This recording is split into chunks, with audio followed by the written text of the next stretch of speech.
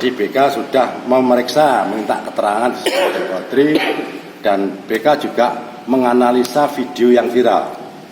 Nah, ternyata setelah kita analisa, kita mencari informasi ke lapangan, sebenarnya masalahnya itu masalah sepele, hanya kesalahpahaman lah. Tapi dari pihak rumah sakit kok informasi sudah sampai laporan ke kepolisian. Jadi inilah akhirnya agak rumit sedikit.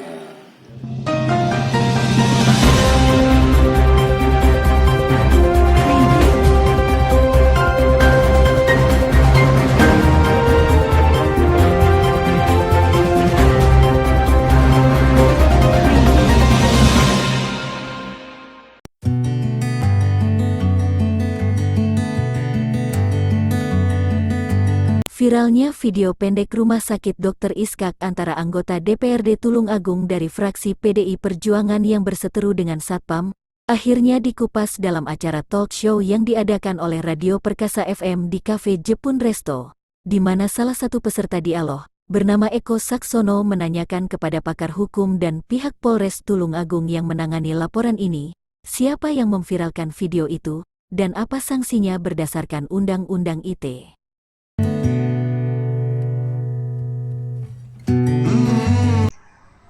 Pada intinya saya pribadi sangat prihatin karena kejadian ini bagi saya itu suatu penghakiman atau pengadilan di luar pengadilan. Karena setahu saya di dalam hukum Indonesia itu mengenal azas praduga tak bersalah, yaitu kata kuncinya bahwa setiap orang yang disangka, ditangkap, ditahan, dituntut atau dihadapkan di muka sidang pengadilan wajib dianggap tidak bersalah selama belum ada putusan yang berkekuatan hukum tetap. Nah, ini konteksnya gini, video CCTV itu sampai bocor dan viral itu apakah tidak melanggar asas tersebut? Apakah ada delik yang tidak perlu aduan itu, yang membocorkan itu bisa dikenakan suatu pidana? Sebab tanpa hak dia membocorkan, menyiarkan, memviralkan, dan lain-lain. Itu saya mohon penjelasan Pak Andreas.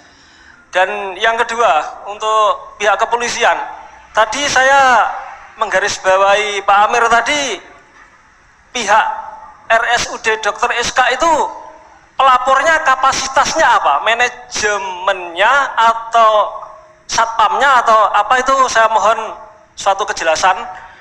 Dan dugaannya tadi tindak kekerasan itu nanti kira-kira bisa tuntas penyelidikan itu sesuai peraturan Kapolri itu maksimal berapa bulan, dan apabila bisa RJ itu prosesnya apa lama, apa sampai 1 tahun atau 2 tahun, itu saya mohon penjelasan. Saya kira cukup itu. Ya, kalau jadi ada dua opsi ya kalau menurut saya. Kalau memang yang memviralkan adalah korbannya, artinya bisa dipahami kenapa kok hal ini harus diviralkan, istilahnya seperti itu. Nah, kemungkinan si pelaku tidak ada etikat baik sehingga dia mengambil jalan pintas, lebih baik video diviralkan. Kalau yang opsi yang kedua, kalau yang memviralkan adalah orang lain yang tidak ada sangkut pautnya dengan kasus ini, tidak ada kaitannya dengan kasus ini, ya ini harusnya ini yang bisa dijerat dengan Undang-Undang ITE. Dari mana dia dapat video ini kan gitu kan? Terus dia tujuannya apa? Dia punya tendensi apa gitu?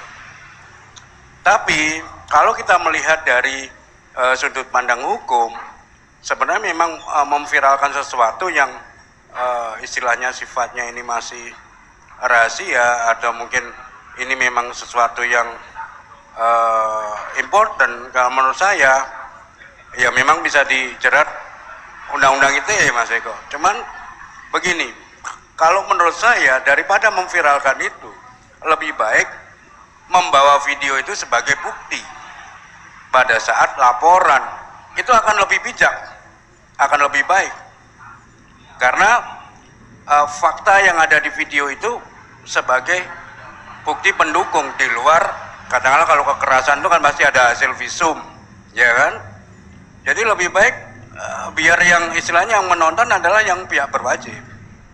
Nah, itu bisa mendukung aduan yang dia lakukan ke pihak yang berwenang. Saya pikir seperti itu. Nah, jadi yang menjadi pertanyaannya adalah apa alasan video tersebut diviralkan? Apakah memang tidak ada itikat baik? Karena kalau kita lihat kan ini kejadiannya tanggal 28, ini ada jeda berapa hari, selanjutnya viral kan seperti itu kan. Ya saya pikir seperti itu Mas Amir. Itu yang harus. Bisa tidak sampai ini awal mulanya dari siapa? Iya makanya itu kalau istilahnya memang pihak korban istilahnya ini yang dia mengakui kadang-kadang di pihak yang berwenang dia mengaku, memang saya Pak yang memviralkan karena mungkin alasannya apa, karena tidak ada itikat baik atau bagaimanakah untuk istilahnya menyelesaikan permasalahan ini. Kita tunggu beberapa hari, ya kita harus pakai jalan pintas, tapi menurut saya itu tidak bijaksana juga, karena artinya kalau kita bicara secara hukum ini akhirnya kan bisa dicari celahnya kan gitu kan. Celahnya apa? Dia memviralkan video sehingga bisa dilaporkan ITE itu. Kalau semuanya itu tidak viral, langsung dibawa ke pihak berwenang videonya, aman dia. Celahnya kan nggak ada Mas, ya kan? Karena buktinya video ada. Ya ini pembelajaran juga. Jadi memang bagi masyarakat awam itu sekarang istilahnya obesity ya diupload kan gitu kan. Jarimu harimaumu kan gitu kan. Nah ini yang harus kita waspadai di era smartphone itu.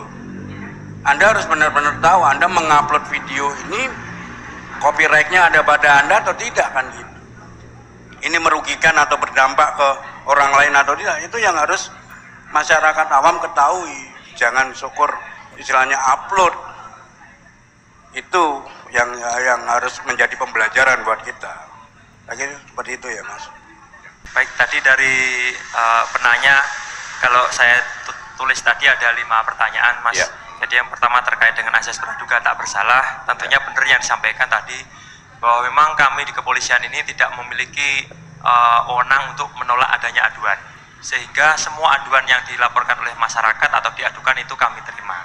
Tentunya aduan yang kami terima itu bukan berarti serta-merta orang yang diadukan ini tentu bersalah, tidak seperti itu, memang benar. Jadi selama belum ada keputusan yang inkrah itu belum dikatakan orang dinyatakan bersalah. Itu terkait dengan asas praduga tak bersalah.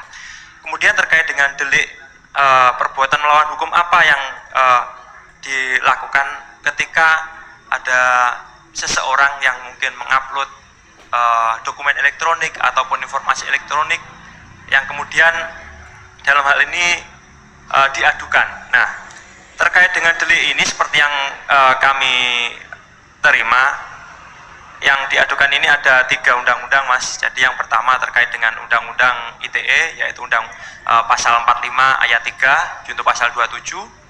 Kemudian juga diadukan terkait dengan undang-undang hak cipta juga, undang-undang nomor 28 tahun 2014. Kemudian yang terakhir pasal 310 KUHP. Jadi itu yang diadukan, dalam hal ini pengadunya adalah saudara JT tadi. Nah, kemudian terkait dengan dugaan penganiayaan tadi 352 tadi langsung diadukan oleh pihak security atas nama Ariza Nur Aziz. Jadi itu yang aduan yang kami terima saat ini. Jadi memang langsung yang bersangkutan yang mengadukan ke kami. Demikian. Kalau kita bicara informasi elektronik atau dokumen elektronik, tentunya pasti ada media elektronik yang merekam terkait dengan informasi tersebut. Nah, tentunya kami juga akan berkoordinasi dalam hal ini karena ini muaranya adalah hasil rekaman CCTV. Tentunya kami juga akan koordinasi dari pihak rumah sakit terkait dengan CCTV tersebut. Itu dari istilahnya kalau kita bicara dari hulunya. Kalau dari hilirnya tentunya ketika kita bicara ini sudah viral. Nah, viralnya ini dokumen ini di-share atau di-floor oleh siapa? Nah, di situ kita juga bisa memintai keterangan kepada pihak tersebut. Yang bersangkutan mendapatkan video tersebut dari mana? Kemudian akan kita telusuri terus sehingga nanti kita bisa mendapatkan keterangan yang konkret siapa yang harus bertanggung jawab terkait dengan dapat diaksesnya informasi tersebut.